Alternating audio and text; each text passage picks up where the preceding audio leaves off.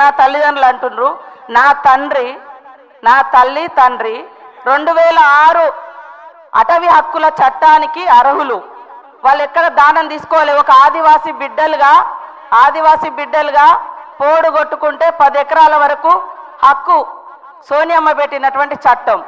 దాని ప్రకారంగా వాళ్ళకు వచ్చింది. ఏది దానం రాలే. నా తండ్రి రెక్కలు ముక్కలు చేసుకొని అడవి కొట్టుకొని బతికే తండ్రి. ఈ రోజు కూడా మా నాన్న రోజు గుట్టకే పోతాడు సార్. నేను మంత్రినైనా ఎమ్మెల్యే అయినా రోజు అడవికి వెళ్ళి మా ఊర్లో పోయి ఎంక్వైరీ చేయండి. కాబట్టి ఏది ఉచితంగా రాలే, చట్ట ప్రకారం వచ్చినటువంటి హక్కు. కాబట్టి దానం ఇచ్చినాం మాట్లాడకండి. అది నా హక్కు. ఆదివాసీ బిడ్డగా కాంగ్రెస్ ప్రభుత్వం పెట్టినటువంటి హక్కు ప్రకారం నా తండ్రికి పోడు భూముల పట్టా హక్కు వచ్చింది. అది కూడా మీ ప్రభుత్వం వచ్చిన తర్వాత 10 ఏళ్ల తర్వాత ఎన్నికల ముందు మీరు తీసుకున్నారు. అప్పటిదాకా చాలా మంది గిరిజనులకు పట్టాలు రాక ఇబ్బంది పడ్డమాట వాస్తవము. అదేవిధంగా ఇంకా రకరకాల స్కీమ్స్ తీసుకుంటూ ఉన్నారు.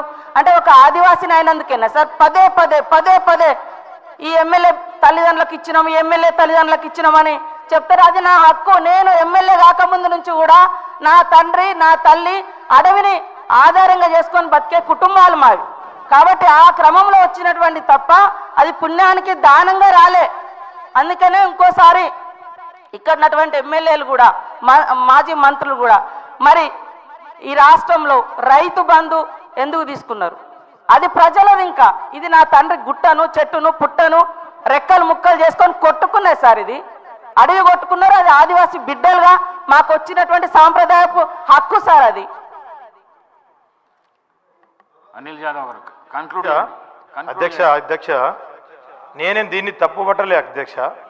ఏదంటే అధ్యక్ష, గతంలో కేసీఆర్ గారు చిన్నవారైనా పెద్దవారైనా సమాన న్యాయం అని చెప్పి చేశారని చెప్పిన అధ్యక్ష. అప్పుడు ఉన్నటువంటి పత్రికలలో మంత్రి గారి తల్లిదండ్రులు కూడా ఇచ్చిందని చెప్పి ఒక పత్రికలో వచ్చిన వార్తనే నేను చెప్పిన తప్ప సారీ అమ్మ, నేను మీదకు ఏదో తప్పు పట్టట్లేదు. ఏదో అది మన జన్మ హక్కు. ప్రతి ఒక్క గిరిజనులకు హక్కు. ఏదైతే పట్టాలు పొందాలని చెప్పేసి మన హక్కు. అది నేను మీకు నేను అంటలేను. కాకపోతే ప్రతి ఒక్కడి యొక్క హక్కు కేసీఆర్ గారు ఆ రోజు కల్పించారని చెప్పేసి చెప్పానే తప్ప మిమ్మల్ని నేను తప్పు పట్టట్లేదని చెప్పేసి సమాధానంగా తెలియజేసుకుంటూ